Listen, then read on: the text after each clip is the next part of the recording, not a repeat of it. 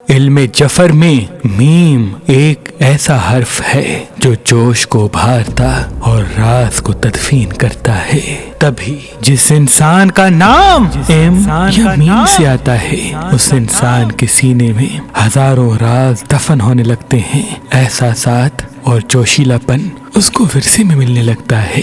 ایسے انسان اگر اپنے جوش کو اپنے ہوش سے ملا لیں تو ان کے وجود میں ایک ایسی چمک پیدا ہو جائے گی کہ یہ کہیں بھی ہوں سب سے منفرد نظر آئیں گے۔ ایم نام والوں کی سب سے بڑی خوبی ایک یہ بھی ہے کہ ان کے احساسات جلدی جلدی بدل جاتے ہیں، چاہے وہ محبت ہو، غصہ ہو، یہ احساس بھی جلدی ابھرتے ہیں اور یہ احساس جلدی مدھم بھی ہوتے ہیں، لیکن ان کے دل کی وجہ سے یہ فوراً اپنی غلطیوں پہ پشیمان ہونے لگتے ہیں۔ چاہے پشیمانی کا اظہار دیر سے کریں لیکن پشیمانی کا احساس وجود میں پہلے پا لیتے ہیں۔ ان کے نام کے ساتھ ان کو وراثت میں وفا کی صفت مل چکی ہے، تبھی یہ بے وفائی سے نفرت اور آخری حد تک وفادار بننے کی کوشش کرتے ہیں۔ علم جفر میں وہ انسان جس کا نام ایم یا میم سے آتا ہے اگر وہ دن کے آغاز میں پانی پہ یا فتاح ہو یا رزاق 27 مرتبہ پڑھ لیں اور پھر دن کا آغاز کریں